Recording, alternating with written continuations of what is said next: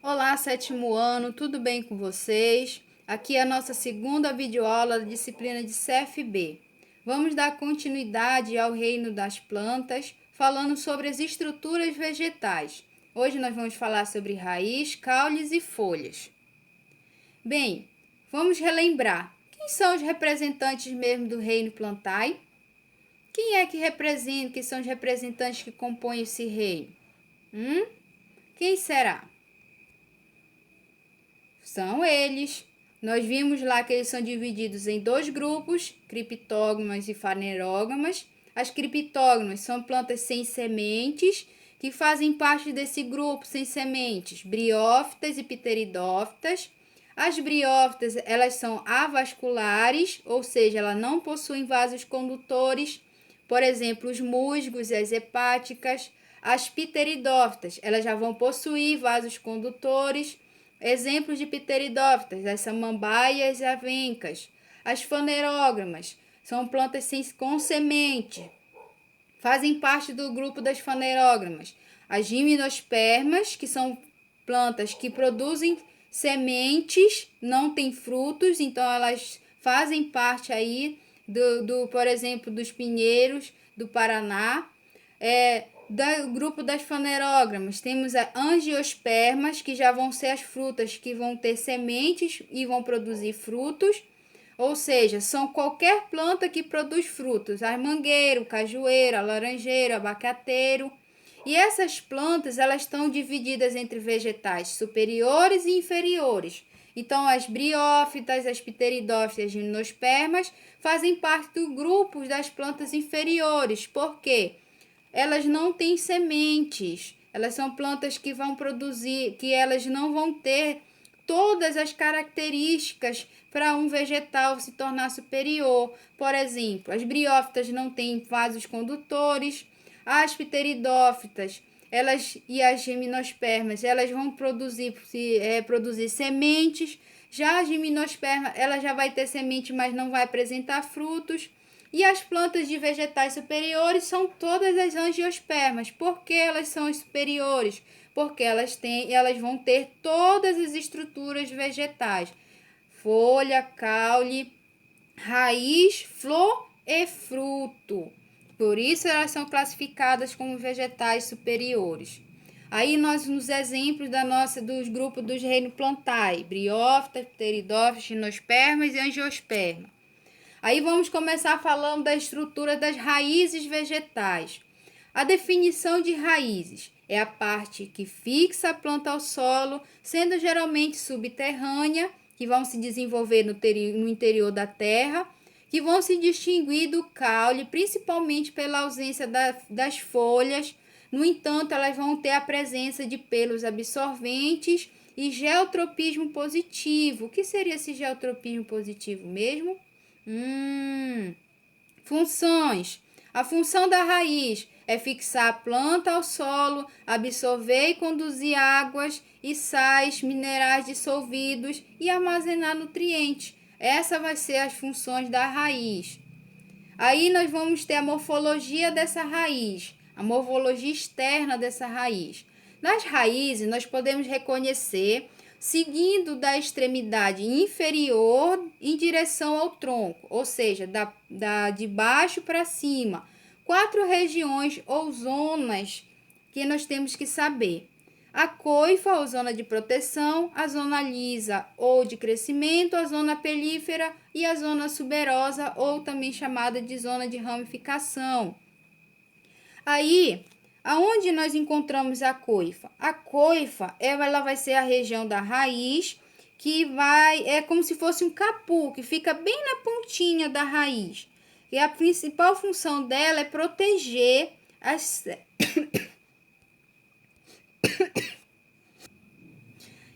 ela vai na coifa, é onde vai ter as células meristemáticas. Essas células meristemáticas, elas vão compor aí, junto com a coifa, a zona meristemática. Nessa zona meristemática é onde vai ocorrer a divisão dessas células, por isso que ela sofre aí essas mitoses. Essas células meristemáticas, essas células da zona meristemática, elas vão se dividir para fazer com que ocorra aumento de tamanho, ou seja, o crescimento dessa raiz. Essa zona ela vai ficar protegida aí pela coifa, né, por esse capu da ponta da raiz, porque vai proteger essas células para fazer com que ocorra o crescimento da raiz dessa planta. Aí nós vamos ter a zona lisa, porque ela vai se chamar de zona lisa, porque ela vai ser a zona responsável pelo crescimento. Essa zona lisa é a zona onde essas células que estão sofrendo divisão aí, na parte meristemática, da zona meristemática, elas vão desenvolvendo e vão crescendo. Aí ela é responsável pelo crescimento vegetal. Já a zona espelífera, ela vai ser constituída por esses pelos absorventes, que vão ser responsáveis pela absorção da água e dos minerais necessários para o crescimento dessa planta. Aí, depois das zonas pelíferas, nós vamos ter a zona suberosa, ou a zona de ramificação. Nessa zona de ramificação é que é onde vai surgir as raízes dessa planta. Vai ter essa raiz principal e aí vai ter as outras raízes dessa planta que vão ajudar a absorver mais nutrientes e também ajudar a fazer a sustentação desse vegetal, que é chamada também de raiz secundária. Aí nós vamos ter a coifa, ou zona de proteção, que é a estrutura em forma de capu, formada por células vivas, localizada na extremidade da raiz.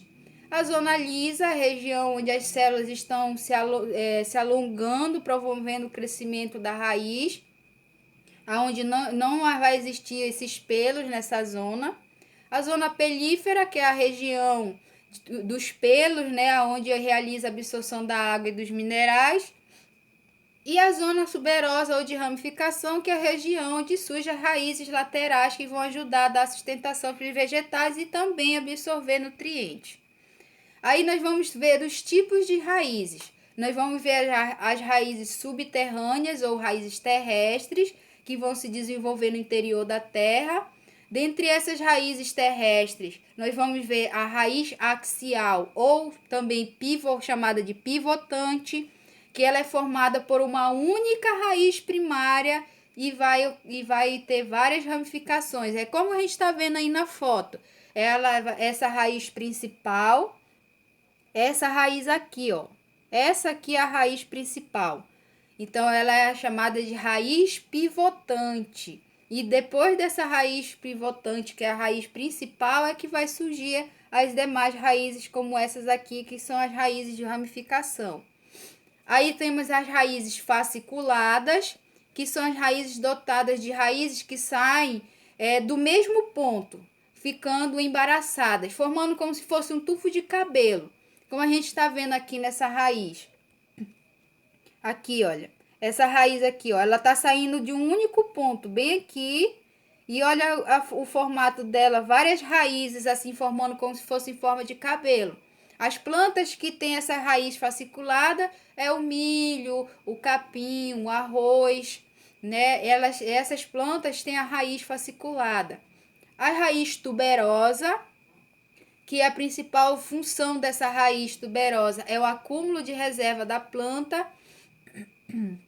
Essa raiz tuberosa ela é dividida em dois tipos. A axial tuberosa, que é a reserva acumulada no eixo principal, como as cenouras. Então, nós vamos ter a raiz tuberosa axial, que são as cenouras, e nós vamos ter a raiz fasciculada, que são as raízes de reserva acumulada nas raízes secundárias, como a mandioca, né? Então, as raízes secundárias, quem já tirou um pé de mandioca da terra, vê que forma aquele aglomerado de batatas, né, comprido, um monte de mandioca vindo de um único eixo lá, de um único caule. E aí por isso que ela é chamada que ela é uma reserva acumulada nas raízes secundárias. Aí nós temos a fasciculada. Aí lembrando novamente, a raiz tuberosa é dividida em dois tipos: a axial tuberosa, que é a reserva acumulada no eixo principal, como as cenouras. A fasciculada tuberosa, que é a reserva acumulada nas raízes secundárias, como a mandioca. Aí nós vamos ter as raízes aéreas, que são as raízes que se originam nos caules. As raízes aéreas são divididas em raízes suporte, que são as raízes que originam a partir de caules que vão até o solo e servem de suporte para as árvores. Olha aí no nosso exemplo. Quem aí nunca viu no quintal de casa, na fazenda, no sítio, uma árvore tão frondosa e as raízes dela assim espalhadas pelo solo do lado de fora, como essa que a gente está vendo? Então, elas são chamadas de raízes aéreas de suporte. Aí também nós temos as raízes aéreas de cintura. Essas raízes são aquelas que se desenvolvem ao redor de um suporte.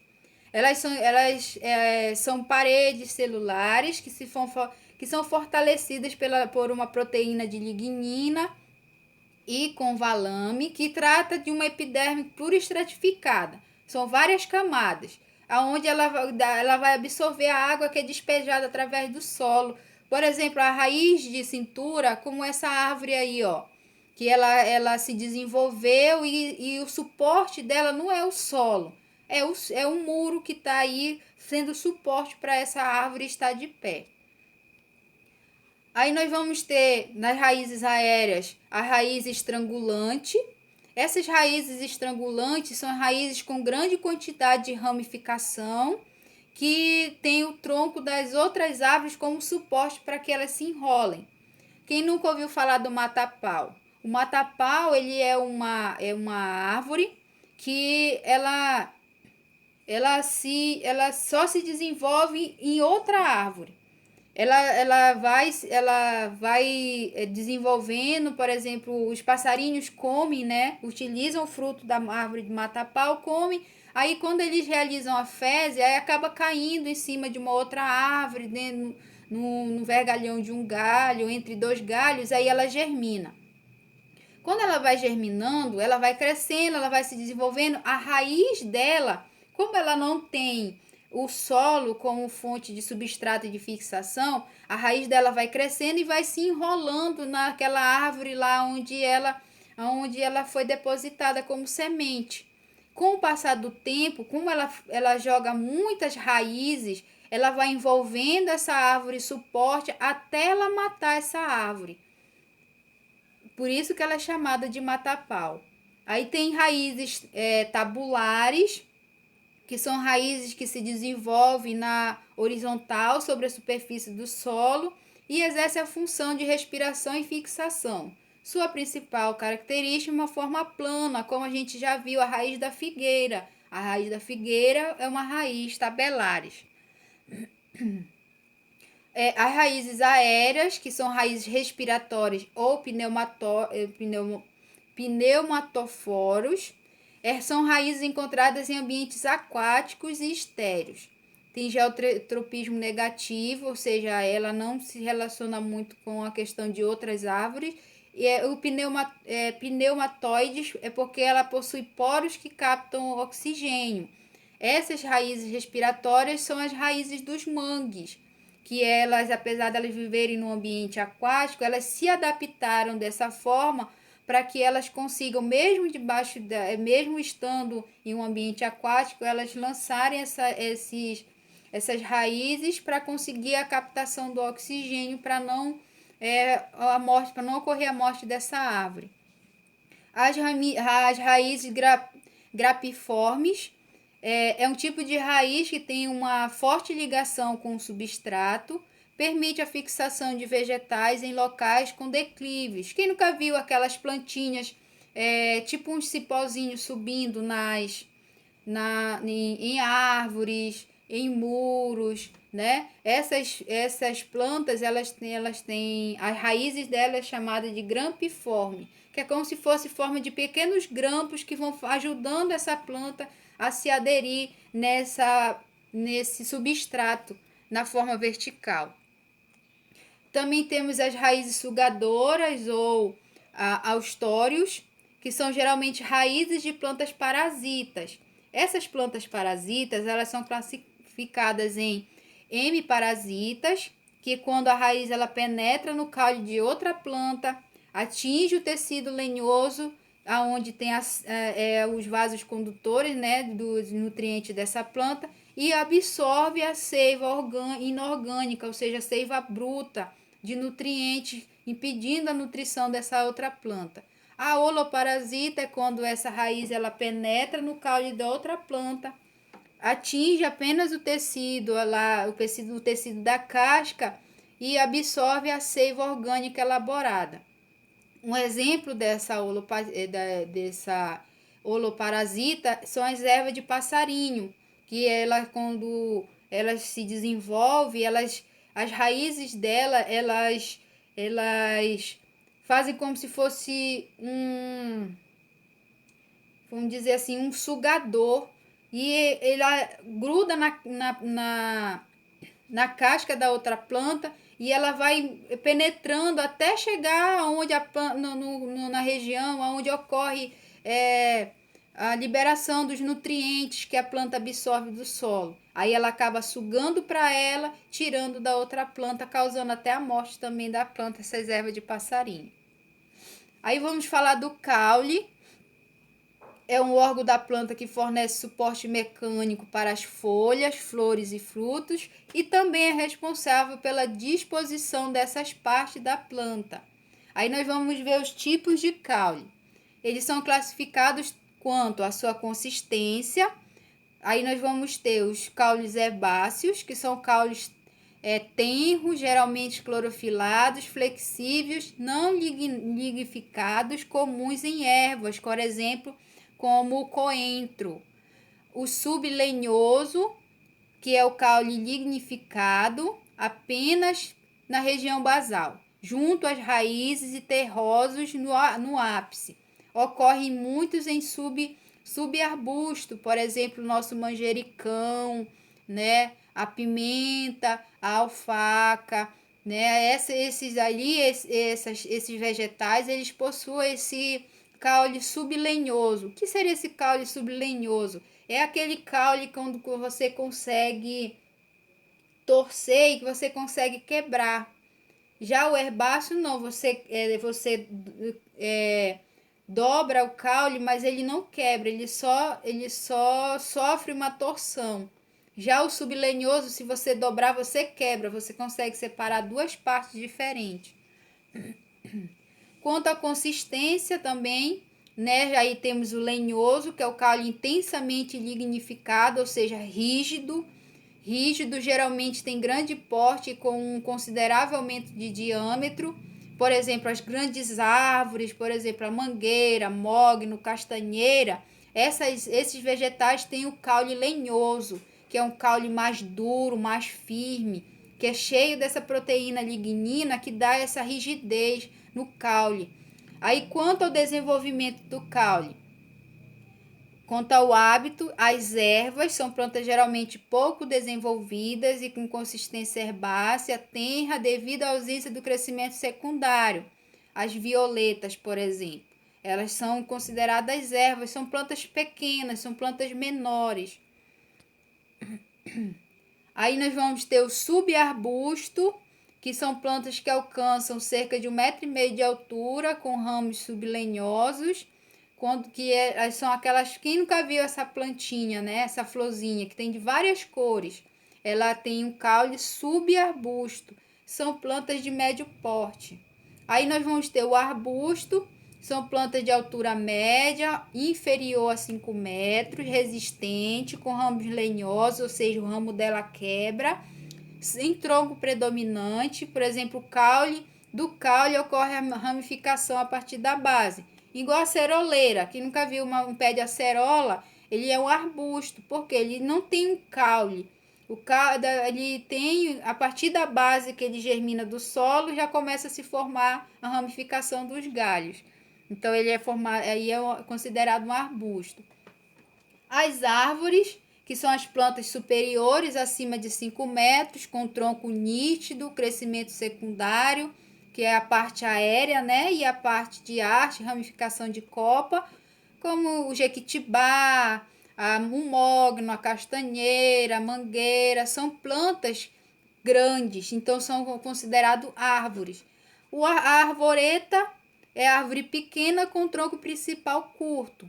Por exemplo, o ipê de jardim. Esse ipê que a gente vê aí nas praças, eles são chamados de arvoreta, não são chamados de árvores, porque o tronco dele é menor, é pequeno, mas ele tem algumas constituições, então por isso que ele é chamado de arvoreta.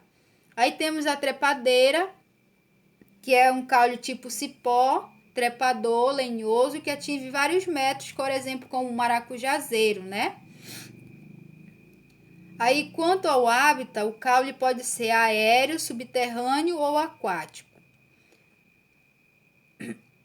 Os caules aéreos, eles podem ser classificados em: quanto ao tronco, com um caule robusto, crescendo mais na base e com ramificações no ápice.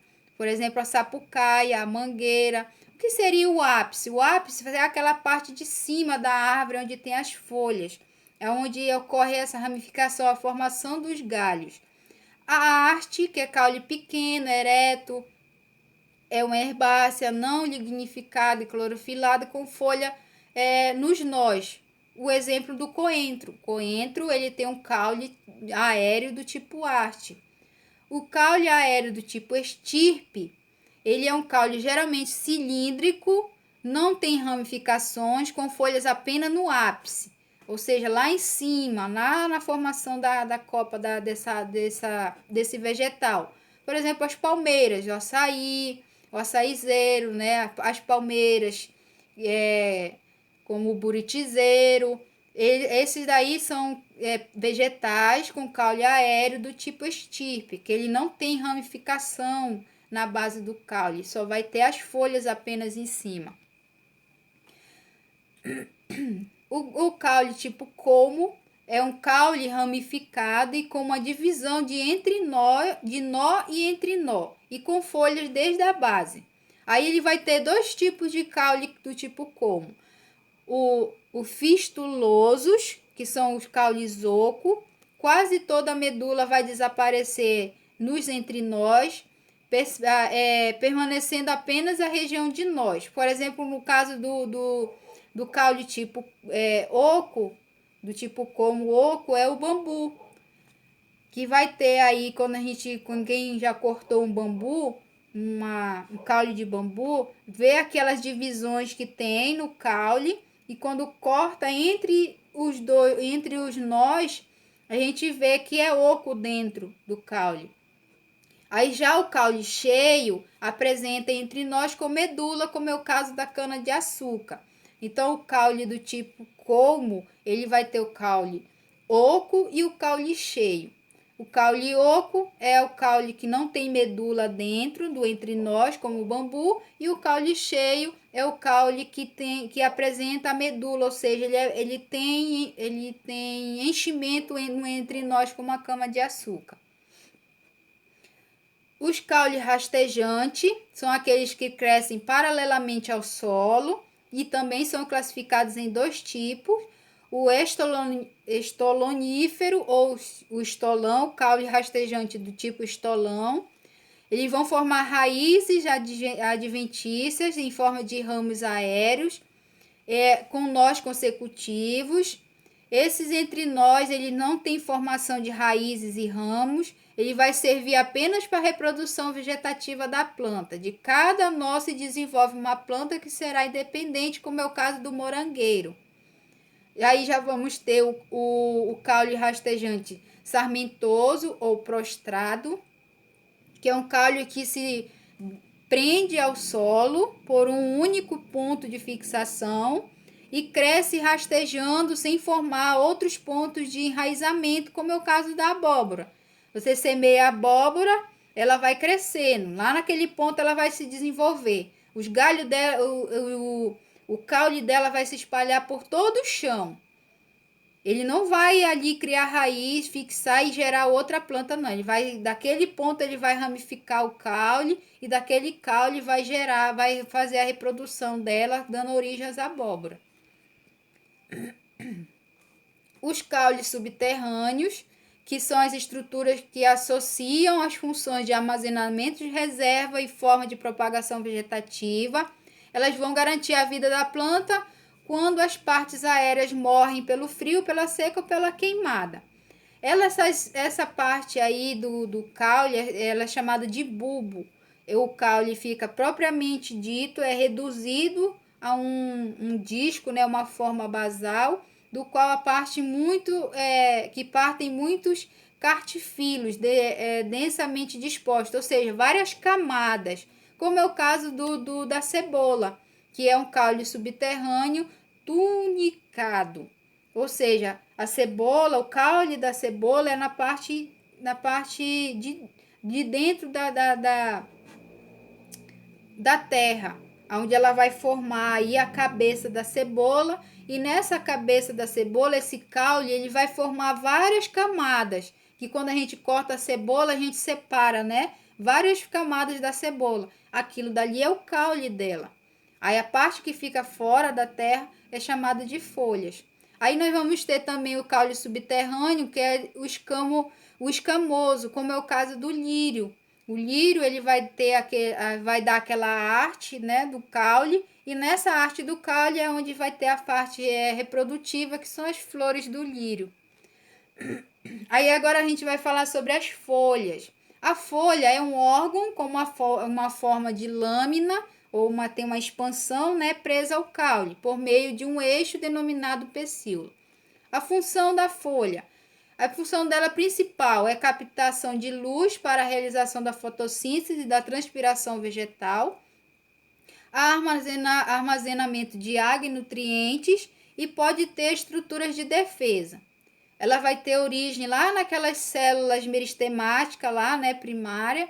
Tem o crescimento até um determinado tamanho e a duração dela pode ser perene ou decida, ou seja, ela pode essas decíduas, ela pode ocorrer devido à estação do tempo. Ela pode ser a duração dela de acordo com a duração do tempo. Aí nós vamos ter a classificação das folhas em simples e composta. A simples, ela vai ter um limbo inteiro e o pecíolo sem ramificação. Nas nervuras, há os tecidos de condução e os tecidos de sustentação. Aqui na nossa foto, nós vamos ter o exemplo aqui, ó, da folha simples. O que ele fala sobre a questão do limbo? O limbo é toda essa parte verde aqui da folha, toda essa parte verde aqui. O pecíolo vai ser essa região aqui. As nervuras vai ser esses desenhos que estão formados aqui na folha, ó. Esses são as nervuras, aonde tem esses tecidos que vão ter a função de sustentação dessa folha. A folha composta, o limbo dela é dividido em partes menores, chamado de folíolos, e o pecíolo dela é ramificado. Olha, a folha composta, isso aqui toda é uma folha só. E aí, essa folha aí, ela é dividida em vários desses daqui, ó. Em vários pecíolos, que são chamados essas folhas menores, né? Vários deles que compõem essa folha. Por isso que ela é chamada de folha composta, porque ela vai ter o limbo dividido. Aí nós vamos ter aí as partes da folha. O limbo é a porção laminar, que é toda aquela parte verde da que a gente vê da folha. O pecíolo é a haste que liga o limbo ao caule, ou seja, o cabinho da folha. As nervuras, os espaçamentos das folhas das plantas vasculares, ou seja, os desenhos da folha. A estípula, que é uma pequena estrutura na base do pecíolo. E a bainha, que é a projeção do pecíolo. A estípula e a bainha, elas vão estar localizadas bem aqui no final do pecíolo. Elas vão ter a função também de proteção e sustentação dessa folha no caule. No entanto, ocorrem as variações dessas folhas. Em geral, nas angiospermas, verifica-se dois tipos básicos de folha. Nós temos a paralinévia e a peninévia. As folhas peninévias, elas são comuns, costumam ocorrer nas angiospermas da dicotiledônia, né, que a gente viu lá na aula anterior, que era de dicotiledônia. Aí é onde elas vai possuir as nervuras se ramificando, formando uma espécie de rede, como a gente está vendo aqui, ó. Essa daqui, ó, é uma folha peninérvia. Por que ela é uma folha peninérvia? Porque ela vai ter aqui, ó, o desenho das nervuras. Vai ter a nervura principal e aqui vai ter as nervuras secundárias, olha, formando aqui o desenho dentro dessa folha. Por isso que ela é chamada de peninérvia, porque ela é comparada como se fosse a pena de uma ave. Quando a gente olha a pena da árvore, ela não tem aquela arte principal, onde tem várias, como se fosse plumas pequenas que vão formar aquela pena. Então, por isso que ela é chamada de folha peninérvia, comparado à pena das aves. A folha paralilinérvia, elas são comuns nas angiospermas monocotiledôneas. As nervuras se apresentam mais ou menos paralelas entre si, como a gente está vendo aqui no nosso desenho aqui em cima. Observem que essa aqui é uma folha de um capim. As nervuras dessa folha, elas são todas paralelas, elas estão indo, olha, uma do lado da outra, diferente da folha da peninérvia. Por isso que ela é chamada de folha paralilinérvia, porque as nervuras, elas são paralelas, uma do lado da outra. Aí alguma dessas folhas sofre variações, por exemplo, os espinhos. Os espinhos, elas vão ser folhas que vão ser gemas desenvolvidas com única função, que é de proteção contra a predação. Aí vamos ter as escamas ou catafilos, como a gente viu da cebola. São folhas geralmente subterrâneas que armazenam substância nutritiva. Então, a cebola, ela vai ter aí, como a gente está vendo no desenho, essa forma assim, várias escamas como foi colocada. Aí na cebola, tanto a folha quanto o caule juntos são subterrâneos. Aí tem o caule na base e aí essas folhas são formadas aí formando tipo como se fosse várias capinhas que são juntadas uma na outra, formando tipo um casulo. E esse casulo vai somando um em cima do outro, formando essa escama, esse esgomo dentro da cebola que a gente está vendo aí. Por isso que ela é chamada de escama ou catafilos. Temos também as folhas em tipo cladódio, que são as variações de caule. Esse caule é modificado, onde ele assume a aparência e a função fotossintetizante de uma folha, mas que apresenta crescimento contínuo devido à presença de uma gema apical. Tá. Esse cladódio vai ser, por exemplo, os cactos, as pitaias, ela vai ter a função tanto como um caule que se modificou para ter a mesma função que tem uma folha. Esse caule vai realizar a fotossíntese, vai fazer transpiração, absorção de nutriente e vai ter a mesma função de um caule, que é dar sustentação ao vegetal, e a função de uma folha, que é a realização da fotossíntese, captação de energia, de nutriente e tudo mais. As brácteas também é outra variação que ocorre nos vegetais. Elas são folhas destinadas para dar proteção às flores e auxílio na atração dos polinizadores, como a Bougainvillea. A Bougainvillea, essa planta vocês já viram muito por aí, acho que na casa da vovó, acho que a mamãe, na praça. Elas são muito utilizadas para ornamentação. Aí muitas pessoas veem aquele cacho lindo dessa flor, né? Ah, olha essa flor bonita. Mas na verdade, essa parte colorida aqui, ó, essa parte colorida aqui, ela não é uma flor, é uma folha. A flor é só essa parte branquinha aqui dentro. Então, essa parte colorida que parece a flor, na verdade é uma bráctea. É uma folha que se modificou, dando destino para proteção. E ao mesmo tempo, como a flor dela é muito pequenininha, essa folha, por ser colorida, ela chama a atenção dos polinizadores para polinizar essa flor. As espatas, que também são folhas modificadas, que vão proteger a inflorescência, por exemplo, como o copo de leite, o antúrio, aquela parte colorida.